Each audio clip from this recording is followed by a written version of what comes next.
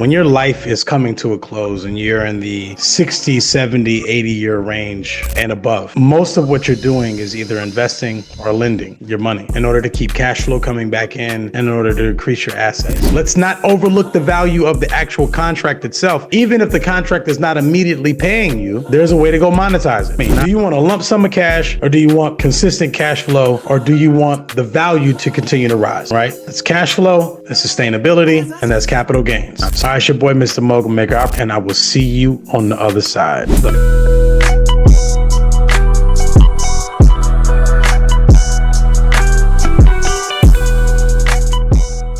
Right. So what is the mindset of a mogul? Well, the mindset of a mogul is just a fancy way for saying having the mindset of a banker and an investor. When your life is coming to a close and you're in the 60, 70, 80-year range and above, most of what you're doing is either investing or lending your money in order to keep cash flow coming back in order to increase your assets. So, I tell people all the time, if you knew how money was really created, you'd stop chasing the bag. Like, we got so far-fetched with that concept that we really got lost on the whole idea of what that actually means. All right, and let me break down what that means again, because you have to have a format to the standard of your mindset and why the banks don't chase a bag. And thinking like a banker, banks are not required to hold your full deposit. They can lend up to 90% of it, creating money through debt. And again, a lot of that works really in reverse. The fractional reserve banking system allows them to lend out an additional multiple of whatever's on their balance sheet. So what that means is if they have, let's say, for example, they have $1 million on their balance sheet, they can lend up to $10 million in total. That's actually fractional reserve banking. And it's always been discussed to be the exact opposite, but no, that's not the case. They can lend against money that they don't even have in their possession. They can lend up to 10x multiple of whatever is on their balance sheet. And again, it's not that they can lend up to 90% of what they actually have. They can lend up to a 10x multiple of what's on their balance sheet. All right, check the fractional reserve system, but the Federal Reserve Act is the reference point. Again, this is not a new concept to everyone. This started back in 1913 as a result globally famous secret meeting of Jekyll Island. Now, let me tell you my opinion of that meeting. My opinion of that meeting is that wasn't really a meeting of secrecy as much as that was in a meeting of estate planning. And part of the reason I believe that it was more of an estate plan is because, again, think about the people that were there. If you've done your homework on what the meeting of Jekyll Island was about, specifically JP Morgan, John Perrier Morgan, right? As we know it as Chase Bank, whatever the case may be. But again, this man bailed out the United States government maybe 4 times, if I'm not mistaken. A single man bailed out the US government 3 or 4 times by himself. Now, if I were personally in that position and I've bailed out the US government single-handedly, and I knew that I wanted my legacy to continue on, then what would I do? I would, 1, create a trust, preferably an irrevocable trust that I can then invite all of my banker friends. Let me tell you about fractional reserve banking to get involved with, or all my banker associates or some of the other powerful players to be involved with. And then I would incorporate the US government, because you know what? I keep saving their ass anyway. So what I would do is I would get with them and I would formulate this plan to implement myself as a permanent role player alongside of the US government. Thus, you have the Federal Reserve Act of 1913. I don't think that that's a far-fetched concept, but hey, anybody that's willing to have that conversation with me, I'm open to it. All right, so if you want to look that up, you want to look up the Federal Reserve Act. I personally like to look at the CFR, the Code of Federal Regulations, Title 12. That's the Federal Reserve System regulations, and you can actually look up a little bit more of the specifics inside of the CFR. Now, some of the legal references that I also kind of refer to inside of Title 12, which is banks and banking, is subsection 221 through like 522. This covers like banking institutions, including the Federal Reserve requirements that I was just referring to. Now, listen, a lot of this mindset stuff, and then for myself, I've actually got to give praise to a man named Robert Kiyosaki. The leveraging principle, like one of his quotes was, the rich use debt to grow richer, and the poor use debt to get poorer. This is a concept that I learned probably 15 years ago when I was reading the Rich Dad Poor Dad series. Amazing books. And for those of you that haven't read Robert Kiyosaki, you absolutely should go check out some of his books and his material, his course material. But I feel like he was one of the people that set the tone, even for me. So, and I'm working on some guides myself. I will announce when we have some different guides and whatnot myself as well. But all right, now, number 2, banks focus on assets, not income. The W-2s, they build paychecks. paychecks. Balance sheets, they build empires. All right, did you guys catch that? Banks focus on assets, not income. You W-2 employee mindset people. You build for paychecks. Banks build balance sheets. And so do investors. Investors build balance sheets. So we're going to go a couple of the core aspects of like your financial statements inside of your balance sheet as well. So a couple of the core things that you're looking for. And again, I'm explaining this because I want to tune your mindset to what this is. Now, so you also have things like your profit and loss statement. Profit and loss statement is showing your income, but it's mostly focused on what you have made minus what you owe. Profits versus your loss. Balance sheet, that's more of your assets. This is where you're going to list your actual assets. This is how banks and corporations think. This is how the big boys actually think. This is how you create an evaluation, is because you're concentrating on your balance sheet. And that's the one topic that I never really speak to a lot of my clients about, is their balance sheet. It's the topic that I like to bring up with them, but so many people are lost. Now, your personal balance sheet, I'll give you guys a couple of examples of things that could be on your personal balance sheet. You're going to want to do this for your trust. You're going to want to do this for your corporation, for your LLC, and for you individually, personally, right? But a couple of things you're going to have on it, like your cash. I think that's obvious. Crypto, real estate, the equity you have in your real estate. One of the more unknown things, a UCC lien. A UCC lien can go on your balance sheet, guys. All of my sovereign people that are out there referring to the UCC liens that you put against your straw man. You can actually use that to add book value to your balance sheet, but that's another story. Trust controlled assets. If you have any assets that are controlled by the trust and you're a beneficiary of such, whatever the case. Liabilities. And again, I like liabilities as long as they're giving me access to more assets. Credit cards, loans, car leases, right? That's going to be listed as your liabilities on your consumer report. But that's also why we teach you to move those liabilities over to the business and not to your personal name, right? Your net worth equals your assets minus your liabilities. That's how you determine what your net worth is. And if you actually get really gully with it, you can actually report this to Dun & Bradstreet and then do some PR magic and have it listed inside of Forbes. But we'll get to that stage a little later. All right, so number 3, banks monetize assets, not just dollars. Like everybody talks about the idea of monetizing some type of money or putting up money to invest into something. But the banks, they monetize assets. One of their main assets they monetize is agreements, contracts. Cash is a tool, contracts are the real currency. All right, so for everybody that I know that's personally in the music business, if you're involved in the music business and you've ever wondered why the labels seem to remain so powerful, it's because they control the contract and they also know how to monetize the contract. I was working with a friend of mine some years ago, and that was an aspect that I wanted to really point out to him, was about working and monetizing the actual contract. My thought process is like, man, you have all of the talent that wants to sign to you. Now, let me tell you what that is in the breakdown of an agreement. It is a financial instrument, 1, because there's a dollar amount involved. 2, they would act as the creditor of the contract, and the artist would act as the debtor of the contract. With those 3 elements, and maybe a couple other ones, time frames and so forth, you actually have what's called a financial instrument that can be monetized with the banks. This is really like the foundation of thinking like a mogul and through the banking system. And that, my friend, is thinking like a banker. That is not thinking like a consumer or somebody who's begging for an opportunity. That is thinking like a banker, right? Because again, you raise capital through contracts. You get investors through contracts. You get business partners through contracts, right? You sign artists through contracts. You do developments through contracts. Again, let's not overlook the value of the actual contract itself. Even if the contract is not immediately paying you, there's a way to go monetize it. And I have something for you guys. But banks create wealth through agreements. So let me tell you about some of those agreements. 1, like a promissory note, security agreement, deed of trust.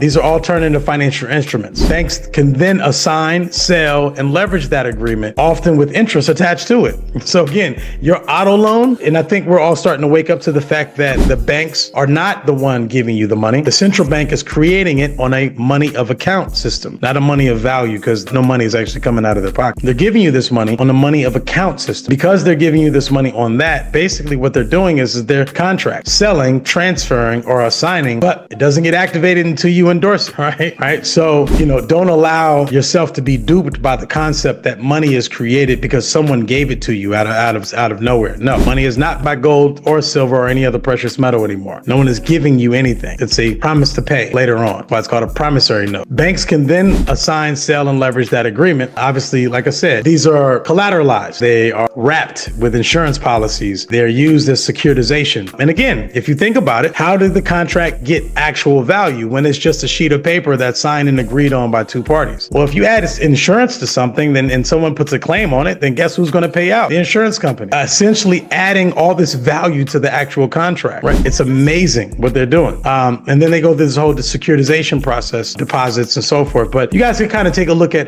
31 CFR and subsection 328 and UCC Article 9. UCC Article 9 really kind of gives you guys all the sauce as far as the securities. You could definitely look at 31 CFR. So then you kind of have the question of like, yeah, but that's them. That's the big boys. That's the big body banks and so forth. But could I do something like that? Yes, absolutely. Now, UCC filings, again, I just said that a little while ago. It's creating a perfected security interest inside of an actual instrument, right? You can create trust-backed contracts, private lending agreements with one another, promissory notes with one another. Hey, I agree to pay at a future date, and then go monetize that. Assigning value to your trust ledger. How many of you actually created your trust ledger? Your trust ledger is like your balance sheet for your trust. I mean, everybody that's teaching everything about trust, who's actually telling you how to activate the value of the assets that you possess? And who's to say that you don't go sign UCCs, UCC1s and security agreements with all of your folks, your entire family, and that entire family, you now are adding those UCC statements to your trust ledger, along with the security agreements and a bunch of other things that I'll tell you guys about later. So moving on, number 4, banks create capital through structure. And this is probably one of the biggest things that really just irked my soul, because everybody and their mama is telling you to set up an LLC. And I'm like, that is not the structure that the wealthy or even the powerful bankers and investors live by. That is not it. That's one of the entities that you use as a pass-through entity. Yeah, sure, it's great, but that's not it. The structure isn't a luxury. It's a strategy. It's not like you can just, anybody that's trying to do things to be convenient, you are not ready for this game. You are not built for this. Period, point blank. This is not about the convenience until you form your lifestyle for that, right? The convenience of operating yourself as an individual, coming to someone and asking them, well, how do I do this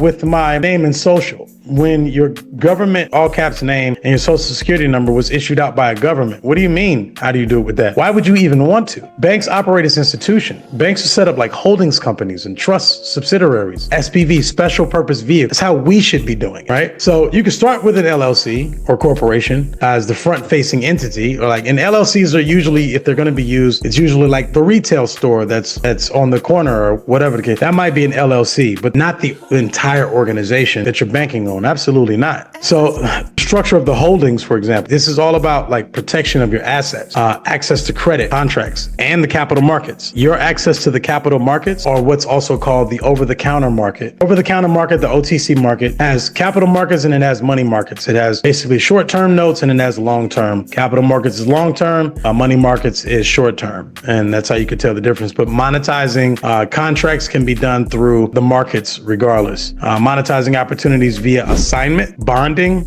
private placement.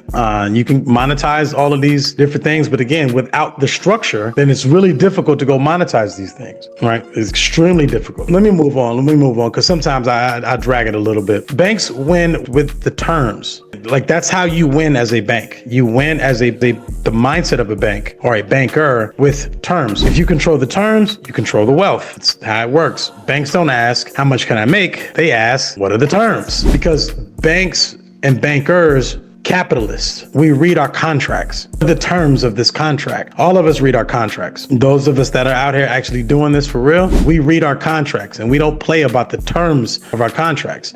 If we don't like the terms, we will renegotiate those terms, or we just won't do business with, right? So let's go over a couple terms. So interest-bearing terms, how much APR am I being charged instead of doing this like single transactions? Then also, I want to think like a creditor and I don't, and versus the debtor. Instead of me getting the loan from someone, a lot of times I like to be the one issuing out the loan. And again, UCC filings and private notes and other barter system things, you can do these type of things. But again, try to think like a creditor. You can create an income stream for your capital. You can be a private lender. You could do leasing. You could do all types of things. But again, thinking like a creditor, and making sure that those terms are in place and I don't want to say to your benefit, because I'm about fairness and being equitable, but I will say the terms will make all the difference in the contract. You can use security agreements, contract clauses. You can kind of maintain the control over after the money leaves the hands and everything transfers around. And again, I don't want to lose you guys with this and some of this jargon. I'll be inviting you guys to the Mogul Maker Academy to study a lot of this more stuff and more in depth. All right, let me move on to the next part. So banks, they think long term. I just had a conversation with a lady friend of mine just a little earlier today, and asking her, what fashion do you want your money to come in? And what fashion do you want to make your money? What are the features? And here's what I mean. Do you want a lump sum of cash, or do you want consistent cash flow, or do you want the value to continue to rise, right? That's cash flow, that's sustainability, and that's capital gains. So I was asking her this because I have determined that I want a wealthy lifestyle. Let me explain the difference to you guys. A wealthy lifestyle is the lifestyle of how much do I have to spend on a monthly basis in order to be able to have the ideal lifestyle. I challenged my mom with the same question. I've challenged other family members. I've challenged all my colleagues with the exact same question. What is your monthly ideal lifestyle? I want you guys to answer that in the comments too. If you guys could tell me, how much would it take for you to live comfortably every single month? Not bare minimum. What is the ideal number? And no, there is no number that scares anybody. So if it's $100,000 a month, $1 million a month, $10 million a month, put it in the comments. I want to see what you guys have to say about what your monthly lifestyle would take, what it would cost every month to live that comfortable lifestyle. And then this is the mindset of a banker. This is how we're thinking. We're not worried about just the single big payout. When we want to exit a company, that's fine. We can exit a company as an investor, sell that company, but then we already have our mindset on what the next venture is once we do the sale. So again, if you're planning for yourself, you're thinking like a customer, not a bank. Again, the idea is to think more like the bank. What are some of the things that banks use? Well, private trusts, insurance wraps, deferred compensation accounts. Those are the type of things that they use. Again, this is because they're thinking about the long term. They're thinking about, and this is why I go back to the secret meeting of Jekyll Island. That is not that big of a secret if you know what it's like to think like a banker. I am planning for generational wealth far beyond the time that I'm here. So I need to put some very significant things in place in order to make sure that I'm here to bail out the goddamn U.S. government, because they never seem to know how to spend no damn money, right? So then a couple things, irrevocable trust, dynasty trust,